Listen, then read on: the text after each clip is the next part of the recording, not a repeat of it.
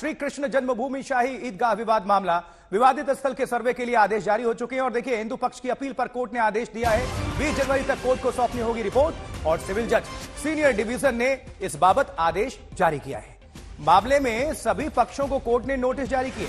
13.37 एकड़ भूमि को मुक्त कराने की यह मांग है। हिंदू पक्ष की तरफ से अपील और दलील दी गई थी। अब कोर्ट ने विवादित स्थल के सर्वे का आदेश दिया है। तो मथुरा से बड़ी खबर, जहां ईदगाह की विवादित जमीन का सर्वे होगा, ये इस वक्त की बड़ी खबर। लेकिन 20 जनवरी तक सर्वे रिपोर्ट सौंपने का आदेश भी दिया गया है। कोर्ट ने सभी पक्षों को नोटिस जारी किया है इस बाबत। तो ये बड़ी खबर, जहां मथुरा श्रीकृष्ण जन्मभूमि शाही ईदगाह मामला, 20 जनवरी तक सौंपनी होगी रिपोर्ट। और श्रीकृष्ण जन्मभूमि केस से जुड़ी हुई इस वक्त की यह सबसे बड़ी खबर है। तो जहां विवादित स्थल के सर्वे के लिए आदेश जारी किया गया है।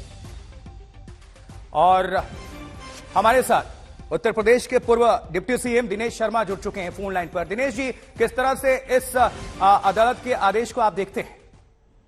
देखिए, माननीय न्यायालय का जो काम करने की जो प्रक्रिया है, वो निष्पक्ष और प्रभावी प्रक्रिया हमेशा रही है। ये भारत के बारे में, हिंदुस्तान के बारे में सभी जो नागरिक हैं उनका ये विश्वास जताता है। जहां तक आप मथुरा के श्री कृष्ण जन्मभूमि के संदर्भ में माननीय कोर्ट के द्वारा सर्वे कराए जाने का की बात आप कह रहे हैं, तो मैं कहता हूँ ये एक सामान्य प्रक्रिया है। न्यायालय के पास में कोई भी याची जाता है तो उस याची के द्वारा दिए गए जो साक्ष्य होते हैं, न्यायालय उनका परीक्षण करता है और परीक्षण के बाद उसका निर्णय लेता है। तो मैं कह सकता हूं कि श्री राम जन्मभूमि मंदिर के निर्माण के संदर्भ में जो विभिन्न पक्षों ने, चाहे वो किसी भी जाति और संप्रदाय के रहे हों, किसी धर्म को मानने वाले हों, उन्होंने तमाम अपने साक्ष्य रखे। उसके बाद न्यायालय ने निर्णय दिया, सभी पक्षों ने उसको माना।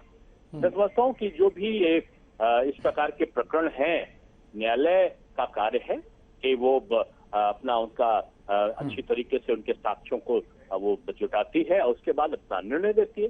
तो न्यायालय के निर्णय का इंतजार लोगों को करना चाहिए और विश्वास रखना चाहिए कि भारत का न्याय प्रक्रिया आज भी निष्पक्ष और प्रभावी और विश्वसनीय है। लेकिन जब ज्ञानवापी का मामला सामने आया, उसके बाद से विपक्ष ने बहुत आरोप लगाया कि सियासत कर रही है सरकार।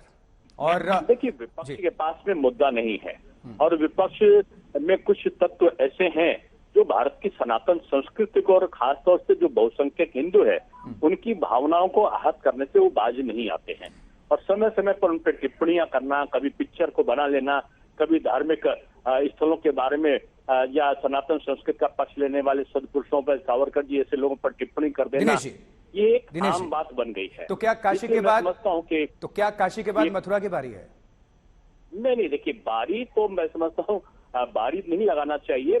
ये तो एक आस्था के केंद्र हैं, वो ऑलरेडी मौजूद हैं। और वहाँ पर चाहे वो काशी हो, चाहे मथुरा हो, चाहे अयोध्या हो, सभी के बारे में यहाँ का जो बहुसंख्यक वर्ग है और बहुसंख्यक वर्ग के साथ साथ अन्य वर्ग भी जो भारत में रहते हैं और भारत की आस्था और उसकी संस्कृति पर विश्वास रखते हैं, उनकी एक आस्था जुड़ी हुई है। ठीक। पूर्व deputy CM Uttar Pradesh Dinesh Sharma phone line पर अपनी बात को रखते हुए, अपनी पार्टी की बात को रखते हुए। तो कृष्ण जन्मभूमि की लड़ाई देखिए सर्वे पर गम रही है। और लेकिन और ज्यादा जानकारी के लिए अपने संवाददाता का रुख करेंगे। संजय शर्मा हमारे साथ जुड़ चुके हैं। संजय, क्या है पूरा आदेश? कोर्ट ने क्या कुछ कहा है और इसको किस तरह से लिया जा रहा है दोनों पक्षों की तरफ से? पूरा आदेश कोर्ट ने ये कहा है कि जो अमीन है, उस पूरे, जिनके पास पूरी जगह के वो जो 13.37 एकड़ जमीन है शाही ईदगाह के नाम से, लेकिन कृष्ण जन्मभूमि की तरफ से जो याचिकाकर्ता हैं विष्णु गुप्ता, उन्होंने इसमें यह कहा है कि ये भगवान कृष्ण का इस पर अधिकार है, भगवान श्री कृष्ण विराजमान, तो उनकी तरफ से मुकदमा दाखिल किया गया है। और उनका यह कहना है कि ये जमीन भगवान श्री कृष्ण विराजमान के को वापस दी जानी चाहिए। और यही मुद्दा है। इस पर कोर्ट ने 3 दिनों में अमीन से रिपोर्ट ली है। सोमवार तक अमीन इस पर रिपोर्ट देंगे, यानी जिनके पास जमीन का खाता केसरा रहता है वो सारे कागजात देंगे। और सर्वेक्षण के लिए 20 जनवरी तक का समय दिया है कि इसकी सर्वे करके रिपोर्ट दर्ज कराई जाए। लेकिन जो दूसरा पक्ष है, शाही ईदगाह वाला पक्ष है, उनका ये कहना है कि वो हाई कोर्ट में इस आदेश को चुनौती देंगे और ये कहेंगे कि ये किसी भी तरह से किसी भी व्यावहारिकता से और कानून की दृष्टि से सम्मत नहीं है। तो उसके वकीलों ने कहा है कि हम इस आदेश का गहन अध्ययन कर रहे हैं और इसको हम हाईकोर्ट में निश्चित रूप से हम इलाहाबाद हाईकोर्ट में चुनौती देंगे। तब ये देखना ये होगा कि इलाहाबाद हाईकोर्ट का रुख इस पर क्या होता है। बहुत बहुत शुक्रिया संजय, इस पूरी खबर पर दर्शकों को बताने के लिए कि कोर्ट ने आदेश में क्या कुछ लिखा है और क्या पूरी तरह से अपडेट क्या खबर